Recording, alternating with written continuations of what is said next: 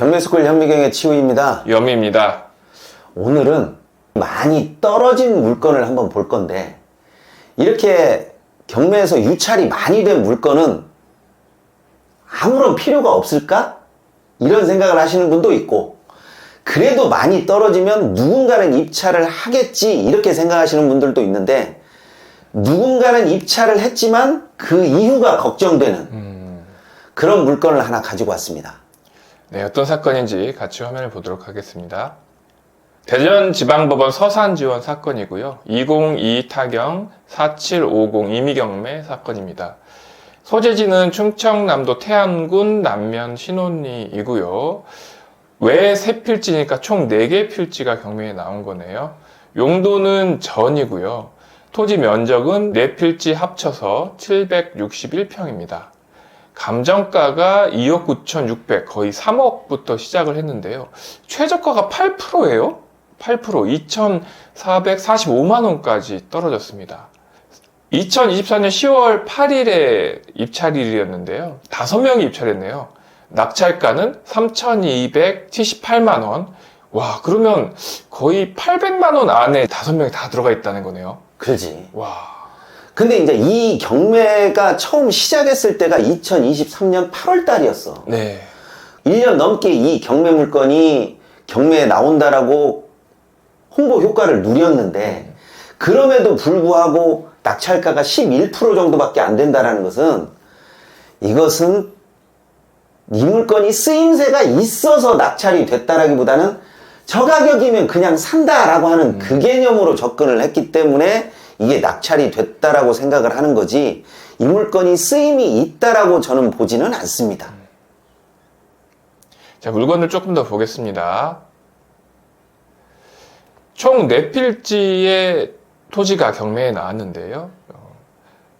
여기 보면 영농여건 분리농지라고 있어요. 이 영농여건 분리농지는 이 토지의 최하단하고 최상단의 평균 경사도가 15도 이상인 경우에 영농여건 분리농지라고 지정이 되거든요.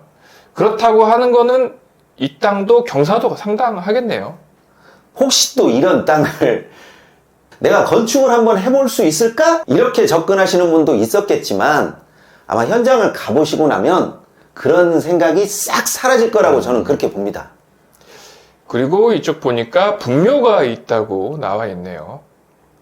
본건 토지 1에서 4번은 부정형 완경사로 현황 휴경지이고요. 또 맹지라고 나와 있습니다. 공부상 지목은 각각 전이고 물리적인 경계 없이 일당의 토지를 형성하고 있으며 현재 경작하지 아니하여 잡초만 무성하게 자라고 있음, 이렇게 나와 있습니다. 사진을 보겠습니다. 이야, 이렇게 경사도가 있으니까 영농여건 분리농지겠죠? 아니 근데 저 사진을 놓고 보면 저게 농지냐고. 와, 이거 농지로 보기는 쉽지 않죠. 아니 저 나무가 저만큼 자랄 때까지 농지로 놔두질 않았는데 이것을 다시 농지로 바꾼다라는 것은 이 근방에 사는 사람이 아닌 이상은 나는 쉽지 않다라고 봐. 그리고 현황도로는 이 앞에 있고요. 이쪽은 그래도 좀 평평한 토지가 보이네요. 총 이렇게 4필지가 나와 있고요. 한 필지는 떨어져 있네요. 그리고 지적상으로는 맹지이고요. 지적상으로 맹지다, 이 토지가 농지다, 이게 중요한 게 아니라 농지를 유지할 수 있냐 없냐 이게 중요한 건데, 내가 볼 때는 이 농지에서 농지로 유지할 수 있는 부분이 면적만큼 그렇게 다 나오지가 않을 거라고 봐. 그리고 면적만큼 다 나오지가 않을 뿐더러 이 농지의 면적을 살려놓는다고 한들 무슨 의미가 있냐고.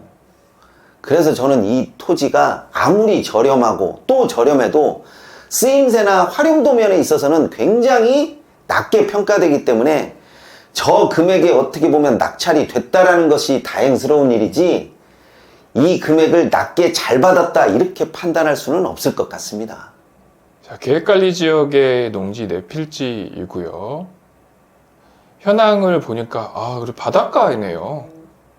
그러니까 이제 이 농지 같은 경우에는 바닷가에 있다라고 하는 그것만으로 놓고 보면 누군가든 낙찰이 되겠지만, 바닷가에 있다고 해서 뭐 다 풍광이 좋고 바닷가에 있다고 해가지고 다 펜션을 짓고 그런 부분이 아니기 때문에 이 농지는 꽤 오랫동안 그냥 임야처럼 쭉 흘러갈 거라고 예상이 되는 거지, 이 농지가 낙찰이 됐다고 해서 당장 어떤 개발 계획이 있고 또 농지로 바꿔서 이득을 취하고 이런 부분은 저는 없다고 보여집니다. 이 사진을 보면 지금 경사가 엄청 습하잖아요. 얘를 이렇게 절반 낮춰서 위에 있는 흙을 끌어내려서 평지로 만들면 되지 않을까요? 그러니까 이제 그런 부분까지 염두에 둔다라고 하면 대공사가 돼. 대공사가 되는 데다가 혹시 이 생각은 안 들어? 이렇게 쓸모없는 땅인데 왜 감정가가 3억 가까이 되었을까? 왜 그렇게 된 거예요? 주변에 주택지가 있다 보면 이 주택지와 가까운 농지는 금액 자체가 높아져. 근데 금액 자체가 높아졌다고 해가지고 쓸모까지 높은 것은 아니기 때문에 이런 땅은 가격은 있으되 가치가 없는 그런 농지의 하나일 뿐이지, 이 땅으로 인해서 어떤 개발 가치를 갖는다는 것은 저는 그렇게 쉽게 보지 않습니다. 그런데 이제 이거를 감정가 대비 내가 몇 프로로 샀다라고 해가지고 굉장히 자랑을 하시는 분이 있는데 다음 매수자가 있을 것 같아? 아우, 쉽지 않을 것 같아요. 이 상태로는 쉽지 않을 것 같고요. 아까 제가 말씀드렸듯이 감정가 대비해서 저렴하게 낙찰 받았으니까 돈을 조금 투자하셔가지고 좀 절토하고 평평하게 만들면 그나마 어떤 농지로서 쓸모는 있지 않을까? 그런 생각이 좀 들긴 합니다. 그러니까 절토하고 농지로 만들어 놓고 또 여기에 영농 여건 분리가 아니라 영농 여건이 좀 원활한 상태로 만들어 놓는다라고 하면 뭐 농지연금으로 활용을 한다든지 아니면 농지연금을 필요로 하는 사람에게 이 농지를 다시 넘긴다든지 이런 식의 출구 전략은 짤 수 있겠지만, 지금 이 상태로 자금을 투입시켜서 뭘 한다? 이것 자체가 저는 쉽지 않다라고 보여지거든요. 그렇죠. 아무래도 또 그런 공사 부분은 현금이 또 투입이 돼야 되는 부분이니까 그런 확신이 없으면 자신 있게 투입하기가 쉽지 않죠. 그리고 또 이 금액을 투입한다고 해서 감정가 근처로 갈 거라는 생각은 버리십시오. 저는 그런 생각은 과감하게 버려야 된다라고 하는 편이지, 이것을 어떻게 잘 살려놓으면 감정가 이상의 가치가 올라갈 거라고 그렇게 보지는 않습니다. 이 물건이 돈이 된다라고 판단했으면 처음부터 좀 더 많은 사람의 관심을 끌었지, 이게 8% 떨어질 때까지 놔뒀겠어. 그렇죠. 그래도 이 토지의 장점이라고 하면 이 현황 도로가 있기 때문에 농지연금 신청할 때도 이 도로를 이용하면 신청이 받아질 것 같긴 하거든요.